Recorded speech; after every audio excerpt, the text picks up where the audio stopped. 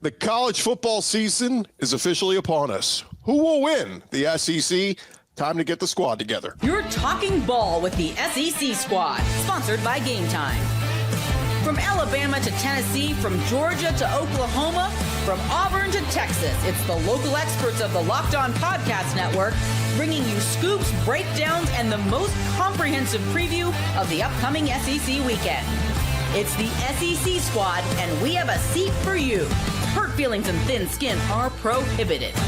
Squad up, you're part of the SEC squad. What up? Welcome to the SEC squad. Sit back, grab your favorite beverage, and join us as we are breaking it down. It is the start of the college football season, all the waiting, all the months, all of us having to care about Auburn basketball. It is football season. It is here. It is upon us. Welcome into our panel. And guys, we got the whole crew here. We're going to be bringing in hosts in and out. So let's just dive right into it.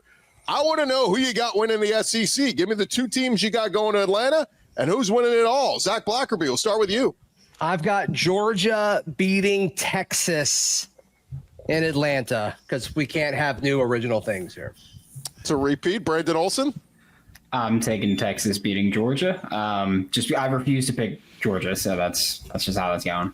That's fair. Steven Willis, who you got? I got Georgia beating Alabama in Atlanta. Gross. Yeah, seen that one a time or two. Clint Chamberlain?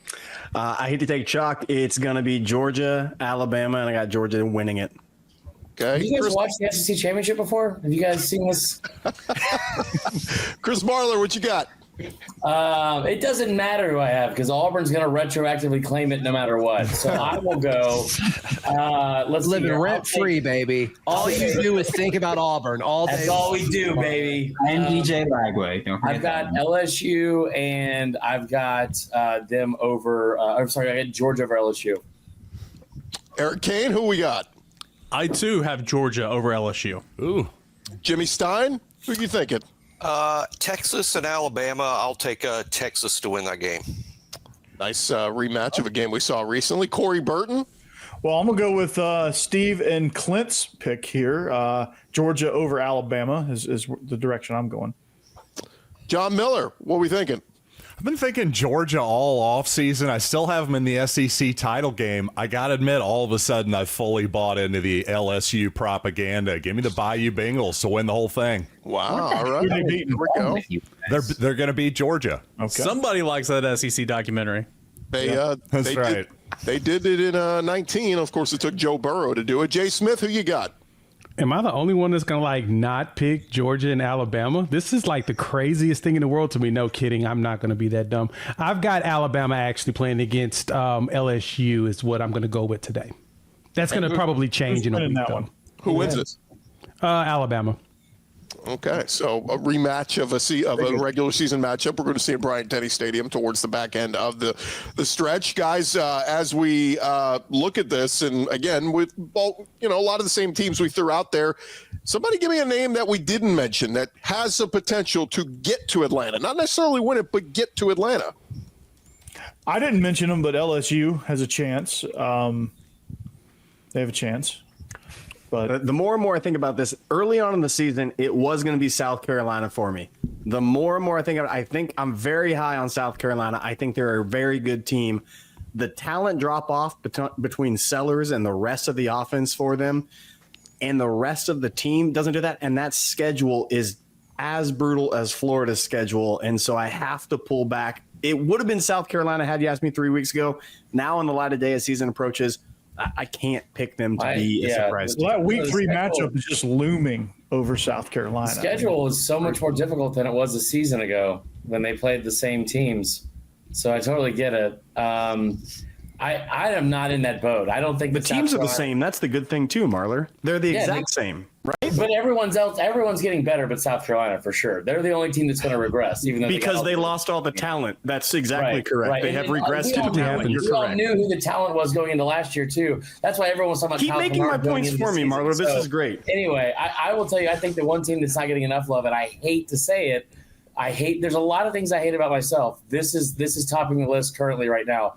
A&M, I'm kind of buying into, and it's just the way the schedule sets up. Okay. And even if they lose that game to Notre Dame, it's like, man, I think the biggest jump you make from year one to year two as a coach, or the biggest jump you make with the head coach is year 1 to year 2. I think they might be a sleeper. I'm with Marler there. A&M, it's easy to forget, but A&M went into that Texas game last year. Had they beaten Texas, they would have been in Atlanta last year. I see A&M as like Marler. I see A&M much better this year. But as usual, the schedule. Do I hate myself for it? A little bit. It's going to have to get in line. Yeah, right. What if Oklahoma stays healthy and gets good quarterback play this year?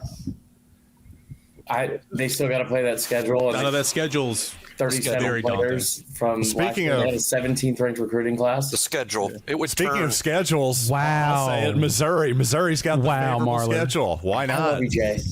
I don't think this year's recruiting class matters when it comes to the current set of talent. Because it's like that's the argument people keep making about for like Oklahoma. It's like, man, what if they put it all together? And it's like their schedule, I think, is the most difficult in the SEC out of anybody besides maybe Florida. Like they have a gauntlet to go through, and there's so many question marks on that team. I like what John said. I didn't mean to interrupt him. John, go back to Missouri and the Rocks. Yeah, real quick, John, it's Ole Miss, and Steven, you jump in here. Ole Miss and Mizzou schedules are very navigatable. If they get good quarterback play from, I'm assuming, Beau Pribule at Mizzou and Austin Simmons at Ole Miss, I think both those teams have a chance. Yeah, Ole Miss has to get through the first 6 games unscathed. They have to beat LSU. They have to get past Arkansas and obviously by Kentucky, which apparently that's a hard thing now for Ole Miss to do. But if Ole Miss can get to the Georgia game 6-0, they're a legit candidate to make it to Atlanta. If they drop one of the first 6 games, it gets weird. Yeah, the thing with Missouri is they only play 4 road games this season, 4 SEC road games. They're all winnable, but they're all losable as well. We're talking Oklahoma, Vanderbilt. Sorry for now I'm choking. Arkansas, who's the other one? Auburn. Yes, I got it there at the last second. Those are all games that Missouri certainly can win. They can lose them all too. That's kind of par for the course in that middle pack of the SEC right now. Yeah, and thank you, Eric. I don't want to be the homer on that, but we had one of the top-rated defenses in the country, and our biggest problem is that we had incompetence on offense. We could have won 9 games if we didn't just give the ball away, literally handing the ball to the other team in multiple games. If Mateer is what's advertised, Oklahoma has a possibility, but I'm agreeing with you, Gordy, too. Actually, you too, Marla. I hate that I agree with you right now. I'm going to fight you when I see you in Baton Rouge later this week. But A&M is one that I am really thinking about. Same thing with Ole Miss as well as Missouri. The schedules are lined up perfectly. Now, the question is if they can navigate it properly in the SEC portion of it and win. I don't see any other true sleepers. I don't think Kentucky's going to come out of nowhere and surprise anybody this year. I don't see Mississippi State really upsetting too many people this season. What about But Auburn? I also think Vanderbilt may slap a few teams around that may surprise us and really hurt some of our brackets. I like it. I like where. Look, I'm high on. Pavia sold me. I'm sorry. It just I like where your head's at. It's gonna be weird. If it happens, y'all gonna be looking at me like, why did you bring this to us? Why did you put that evil on us? I'm sorry. Well, it feels like it's weird. Pavia said their dream is a national championship. So I mean, if He's you're going to play, many mention of that. if you're going to get there, you got to play for the SEC title, right? I mean, that would No, help. you don't, Gordy. Don't You have just to. have to retroactively claim it 85 years later. Everyone knows that. I think with Vanderbilt, I see them being a better team than they were a year ago. I'm convinced so. They'll be better than they were a year ago. Will their win-loss record be better than it was a year ago? Because to me, that's 2 separate things.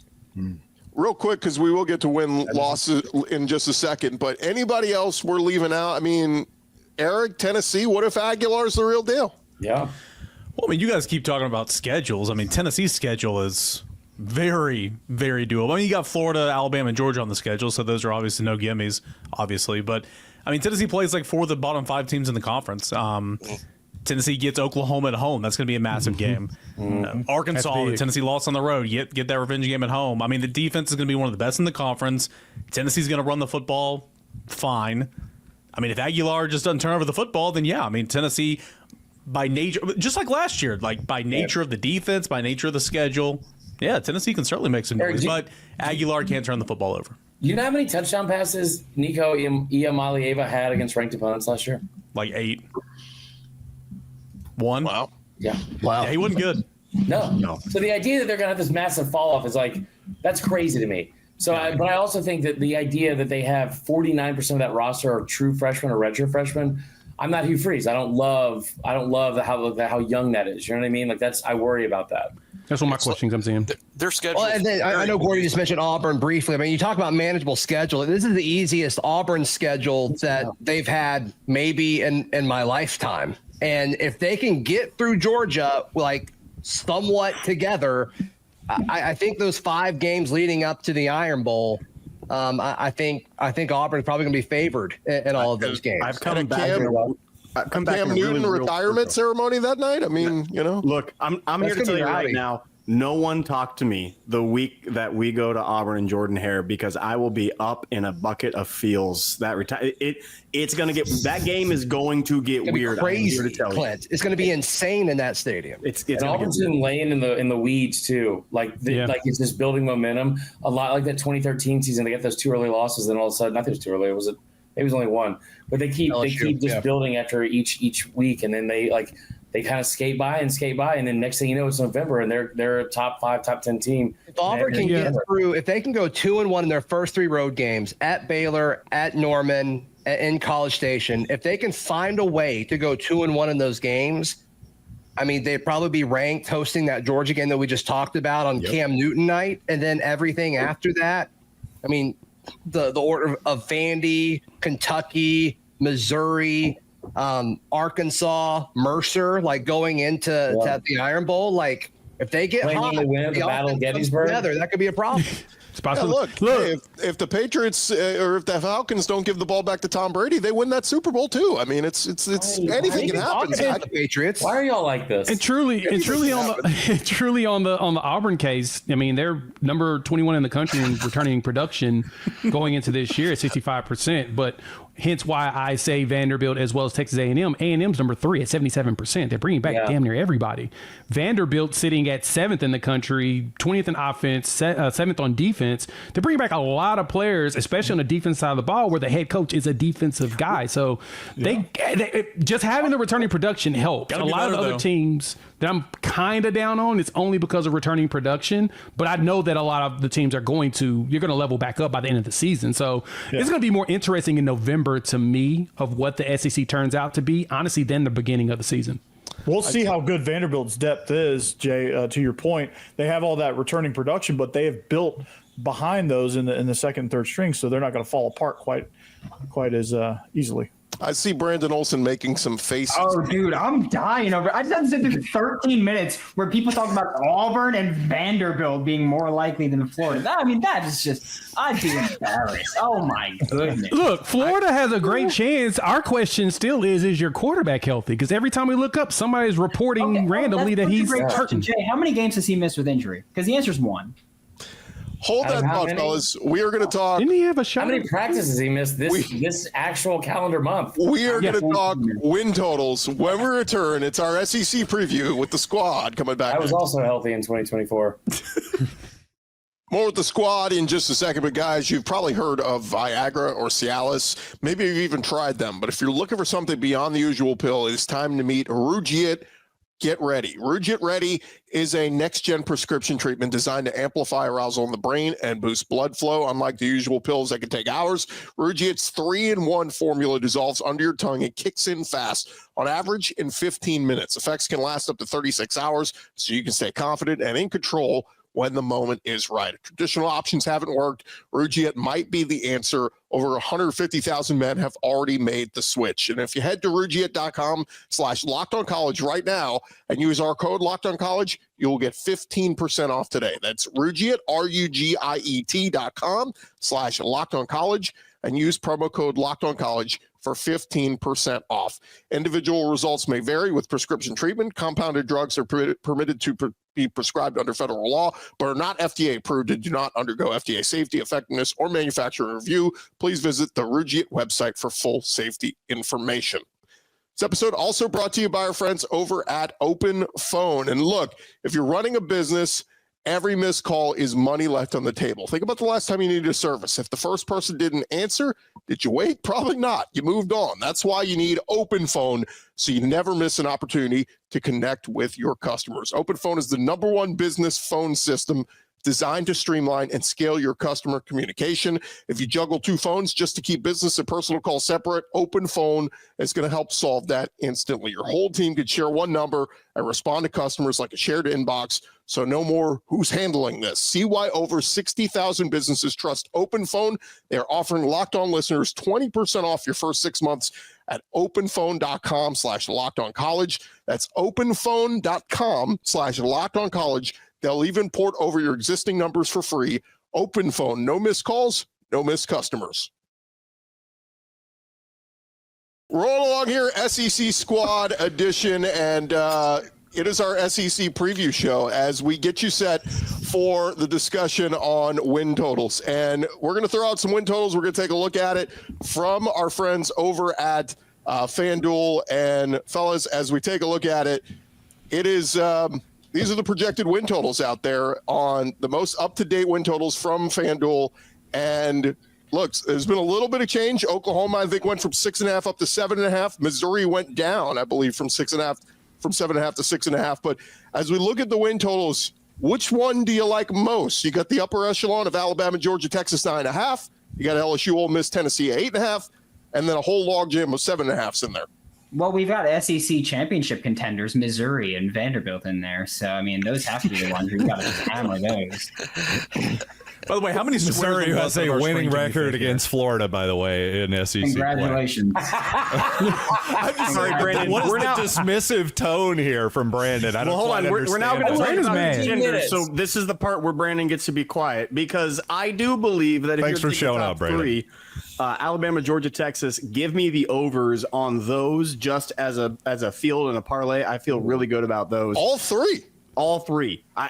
Texas, the one that is, to me, that's an outlier, but I just went through the Georgia schedule. That Auburn game gets a little dicey. We did this whole preview. I'm feeling good about 11 wins on the season. Alabama, the same thing. I think they get wins on it as well. I'm taking the overs there. Tennessee, I'm taking the hard under on. I am taking under all day and hammering it twice, likely. Why?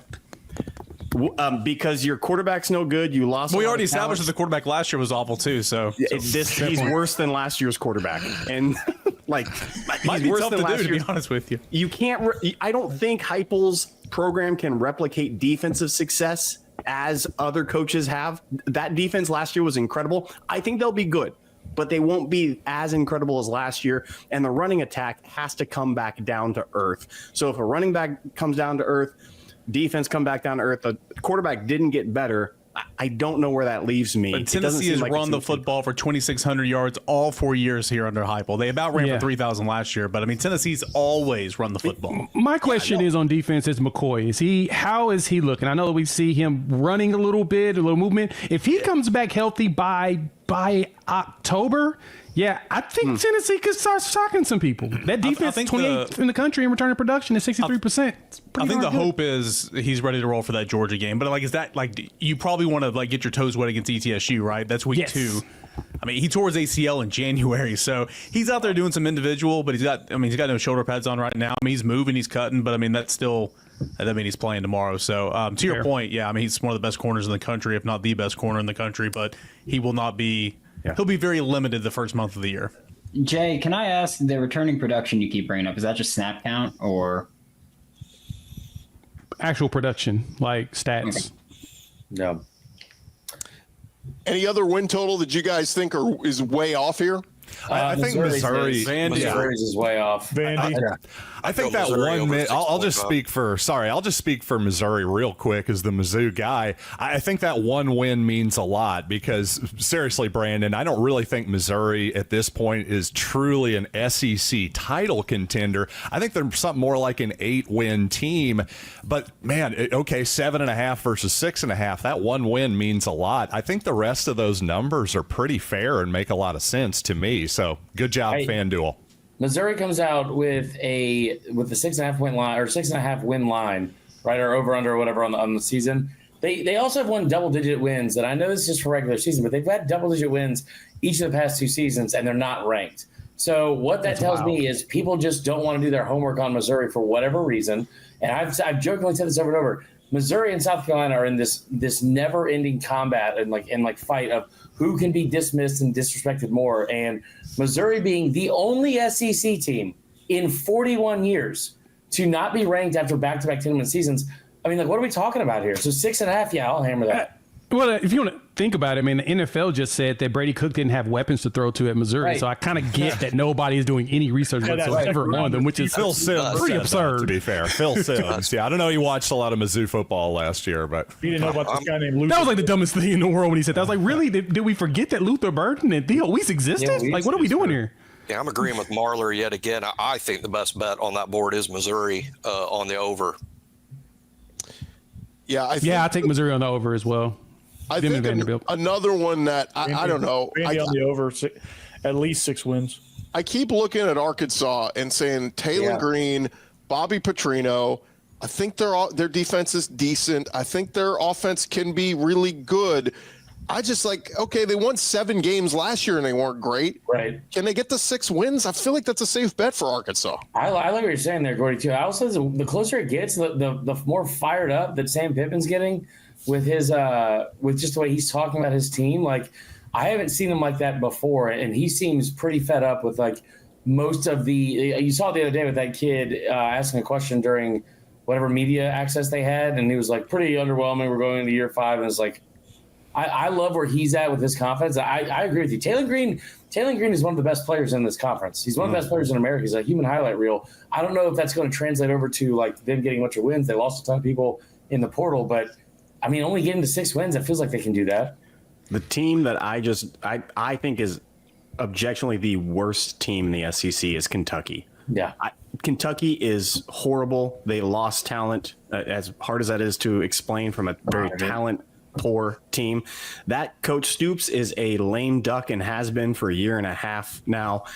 Give me the under on Kentucky. It's going to come down to the end of the season against Vanderbilt and Louisville. Louisville's a much improved team, but I don't know if they get an SEC win on their schedule. And that I'm not losing Toledo. It's well too, because a couple of years ago, I mean, Kentucky had a blueprint, right? And play good defense, run the football. Chris Rodriguez, Smoke, a couple of those other guys, pretty stout on the offensive line. And they tried to go and cherry pick quarterbacks from the portal. And it didn't work, right? But you had a foundation and you had kind of a blueprint, and you were good enough to, get Stoops a raise every single year. But man, the last 2 years has just fallen off. I mean, Kentucky had a lot of talent, especially the wide receiver position. They did. And just couldn't do anything with it. We're not They had a first round corner last year, but now it feels like they're just totally out of dudes. No dudes. And if you look at that means they would have to win at least one game in non-conference. My bad, Steven. One game in non-conference, and they got Louisville, who should be better than them. Yeah. You look at Ole Miss at 8.5. You could schedule predict that, because Lane Kiffin at home and Lane Kiffin on the road is a completely different animal. They play 8 games at home, and 2 of the road games are against Mississippi State and Kentucky. Yeah. And real quick on the Kentucky piece, I'm thinking it's just an institutional issue. I mean, the fact that Calipari's gone now too kind of tells me there's something going on there. When we return here, guys, we're going to talk who's on the hot seat and who are we getting into the playoff. How many teams does the SEC get in? We're doing our squad preview edition coming up next. Get you back to the squad in just a second, but this episode is brought to you by Prize Picks, the daily fantasy platform that lets you turn your football predictions into real rewards. Preseason is already heating up. College football is happening this next week. Whether you've got your eye on some big-name quarterbacks or breakout running backs, Prize Picks makes it easy for you to get in the game. And guys, Prize Picks is very simple to play. You just pick more than or less than on 2 to 6 player stat projections. If you get your picks right, you could cash in and win up to 2,000 times your money. I've been using Prize Picks for a couple seasons now. Love how simple it is. You can get a lineup in before your coffee finishes brewing. The flex play option is a total game changer. Even when one of your picks misses, you can still double your money. Prize Picks puts their members first also, so all withdrawals are fast, safe, and secure. Download the Prize Picks app today. Use our code LOCKEDONCollege. That'll get you $50 in lineups after you play your first $5 lineup. That's code LOCKEDONCollege. Get $50 in lineups after your first $5 play. Prize Picks, run your game. SEC Squad Show rolling along here, fellas. It is the start of the season. It is upon us. We already made our predictions. Who's going to Atlanta? Let's go the other way. Which coaches are most on the hot seat? Hugh Freeze. You're going to put Hugh Freeze. Don't worry, Marler. I'll bring Auburn up this time. Well, I know everybody was talking about how much they love Sam Pittman, but he's absolutely. I mean, we can all love Sam Pittman because I do. He's absolutely on the hot seat. I'm with Eric there. I think he's most likely to be fired. Yeah. Brett Venables, too. I mean, beating Tennessee last year saved his job for that season. I mean, if you lose that game, I mean, he might not even make the rest of the year. Oh boy. No, I'm just observing. Play cool. I'm just here. I heard Hugh Freeze. Okay. All right. Is he not on the hot seat? I mean, I think if you're listing coaches that are on the hot seat, like, you have to bring up Hugh Freeze for sure. Is he the hottest? I don't think so, but y'all can't help yourselves. You have to bring him up first, and that's okay. Mm-hmm. But he has to be on the list, though. Yeah, that's very true. A shockingly cool list in general. Yeah, for the most part. It doesn't feel like there's going to be a lot of change on the hot seat, really. I don't think there's going to be a lot of change in SEC this coming season. Probably two. It would Arkansas, take some Kentucky. unexpected disasters, I think, for there to be multiple changes. But Sam Pittman's one. I mean, of course, they could win. I think if they just win 7 games, he's back for sure. I don't understand He survived last year. They don't want to fire him. Yeah, I agree. I agree with Zach. I'm surprised they haven't tried to push Bobby Petrino back into his old role, which would be weird in its way, but I could totally see it happening. But yeah, Arkansas, I think they want to keep Pittman. They're trying to find excuses. And like I said, 7 games, I think he stays. Kentucky, it's weird because I'm trying to figure out what exactly do they want from Stoops, right? Like, every so many years, he does get a 10-win season. 9 wins, it's an escalating raise. Every time he gets 9 wins, he gets a raise. Yeah. So I'm trying to, do you want him to maintain consistent 10 wins, or are you okay with 3 wins and then 6 and then 3? But that's the thing. He won 4 last year. Like, that's a major step back for one of the highest paid coaches, top 10 highest paid coaches. He took another job, and then the job said, no, we don't want you, and he came back to Kentucky. He was on his way out. And that's what I mean. Like Kentucky obviously has low self-esteem right now. That they're just like, you know what, we'll just take you. Hey, pay me. I will bring everybody here. We will all be on the coaching staff, and we will all get a position, and we'll make the magic happen. Let's go. Coordinator, hire me. I got it. Musicians. Yeah. They're waiting on John Summerall. Is what they're waiting on. I think they're going to immediately into the season. They're going to go after John Summerall. But, I mean, all signs point to he's happy at Tulane. And what if he says, I'm staying at Tulane? A better, easier path to try to get in as a group of 5 team. Hey, he's had a couple of offers, if I'm correct. I think that Stoops and Pittman are gone. I think they do it on their own accord. I think Pittman leaves because he's kind of frustrated with, like, not frustrated, but also, like, if he can't do it, and he's already alluded to the end of the offseason surgery and stuff like that, like, I want Pittman to be there forever. They should give him a lifetime contract. I don't care. The expectations for Arkansas fans that they should somehow be doing way better than they are, considering Chad Morris was their head coach before. Hey, you know what? You guys have been dynamite the whole hiring process before. You're just like Auburn. Why don't we bring that back around and see what happens? You guys will knock it out of the park, I'm sure. Maybe John Smith's still around. You can't help yourself. Back. I mean, like, can't help yourself. Great. It's the most unbelievable obsession I've ever seen in my life. I'm kind of curious, though. I am kind of curious, though. How long do you think? How long do y'all think Jeff Lebby's going to get? Will he get his full 4 years? Yes. You got to give him at least. The expectations are so low, right? Yeah. The expectation. He's a dang good coach. He can coach a lot of people. Oh, yes. If they throw up another 2-10 with a loss to Southern Mississippi, he will not survive this year. Where did Zach go? That defense was historically bad last year. That was a hockey substitute. Yeah. And they returned all those players. Somehow not as bad as pass defense. Really I believe Arkansas's pass defense is still worse, or maybe maybe it was Kentucky. But anyway, the defense overall was historically bad. So, I mean, I know he's an offensive guy, but, like, you have got to take a significant step in the right direction. What do we think about and I won't say necessarily hot seat, but it's going to get very hot if Brian Kelly or Kalen DeBoer don't make the playoff, right? Those are the interesting ones. You read my mind. I was going to go talking about high expectation. We're talking about all these bottom-dwelling teams that aren't going to be mediocre for long. We're talking about high expectation. LSU, look, that roster, that location, that school, that tradition, you have to make playoffs. And if he doesn't this year, I could see a situation in which the conversation starts going and things behind the scenes start going on. And I was just going to ask Jimmy, how many wins? Because Gordy, you were on last week talking about how you see a quarterback change happening by the time week 5 or 6 comes around because Alabama might drop a couple games. Alabama loses 3 very, very tough games this year, and all of a sudden, it might get too much for him. I think there's a difference between fans being off the bandwagon and the administration. We have to remember in this rev share era where everybody's budget just went up, Kalen DeBoer's buyout, it would be $66 million. I don't think that the administration would be on board with making a change, but that's not going to influence the fans. I think if Alabama doesn't make the playoff, even barely missing the playoff like they did a year ago, I do think a lot of the fans are off the bandwagon, and when that happens, it's sort of like waves in the ocean, right? But it would be bad, but I think it would just be too costly. It would take a true disaster for Alabama to start beating the bushes for $66 million. Question on that though: if they do let go of DeBoer, do you lose Courtney Morgan as well? Because to me, that would be catastrophic. No doubt, because I think they're joined at the hip. Oh, that would be catastrophic. And you figure that out for a couple. He's in high demand even without DeBoer. USC exactly made a 7-figure offer. He's a Michigan guy, by the way, so you know they're going to be coming. So he won't be out of a job long. But no, I don't. There would be no chance of Courtney staying if Kalen DeBoer is out. What is Brian Kelly's buyout, Gordy? Isn't it like $70 million? It's very high. Yeah, I mean that's the thing. Too. I've heard from even Kentucky 50. folks.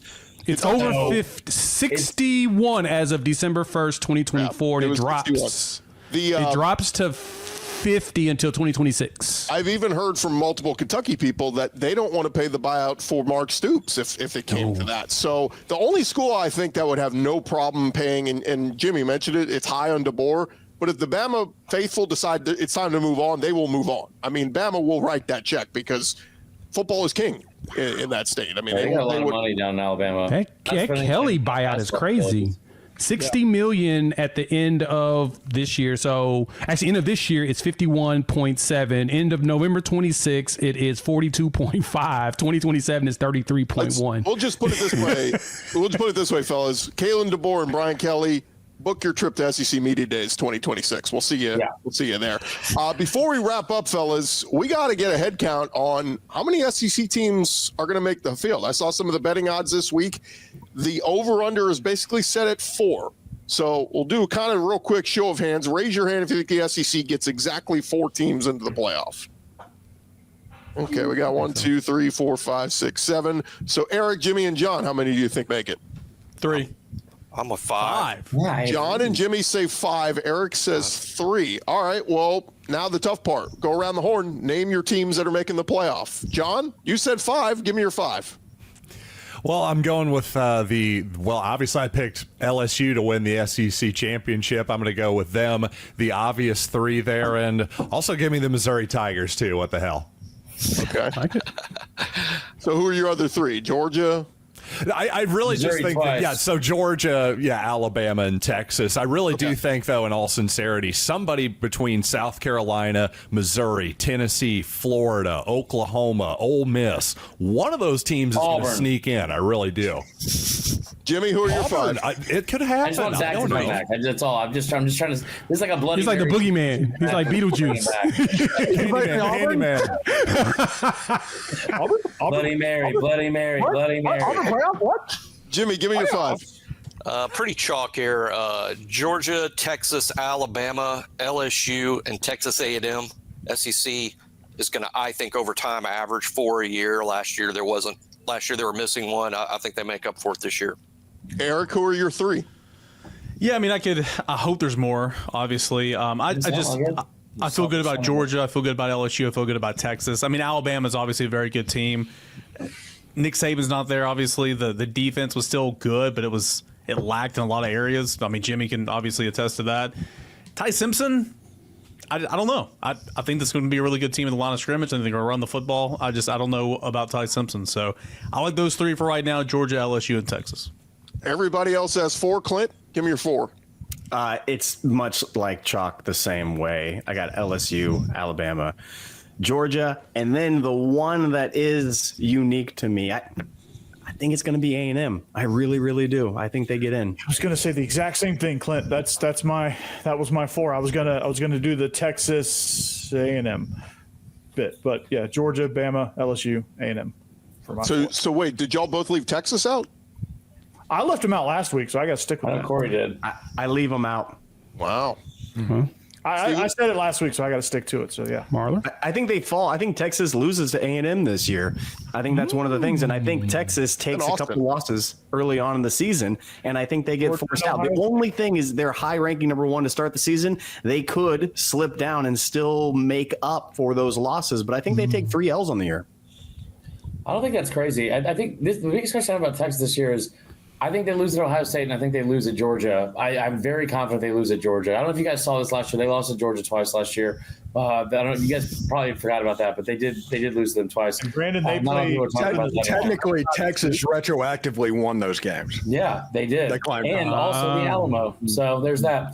I don't know a lot about history. Anyway, I think they lose Ohio State. I think they lose the game. My biggest question for Texas is, do they do what they did a good job of last year, but also what happens to a lot of good SEC teams, which is, do you avoid the pitfalls? And the game you're not supposed to lose, you end up losing that. We've seen it time and time again with national champions and teams that have won the SEC. Georgia in 2019, losing to South Carolina. Oh, God, what did I do now, Dad? And then Bama 2012, they beat LSU. They lose to A&M next week. Like, there's a couple of games on here, like Florida. I don't think Kentucky's tough, but there's a couple games on there they could lose. The teams I think are going to go, I think Bama, despite their horrible defense, like Eric brought up, to finish top 10 nationally. I think they're going to make it. I think LSU is going to make it. I like Georgia, and I'm going to take South Carolina to shock some people because I think they're going to end up going 10-2. I'm going to stand up for Texas real quick. That defense, shut up, Gordy. That defense is one of the best. They didn't let people score last year, really and they good bring back a ton of those same pieces on that defense. If the offense is awesome with Arch, Texas is going to run. I mean, they're going to win 11, 12 games. They just. I'm sorry. Hold on. I just want to make sure I understand when you say not letting people score, Gordy. Not you. You're excluded. Okay, so Clemson, Arizona State. You're excluded. Georgia, like Vanderbilt. Yeah, Vanderbilt came within 3. Yeah. Clint, points per game, they were better than Georgia at the end of this regular season. And you will have me say that was one of the worst defenses Georgia's had in the past 7 years. I will say that. So if you're going to put apples to apples, yeah, they're bad. Like, this is what's crazy to me about Texas. And Gordy, you're just trying to get people to stop hating you. You're a people pleaser right now. I need you to come back down a little bit. Guilty. Let me stand up for Texas. Guilty. You know what? Not enough people are coming to Texas' defense this offseason.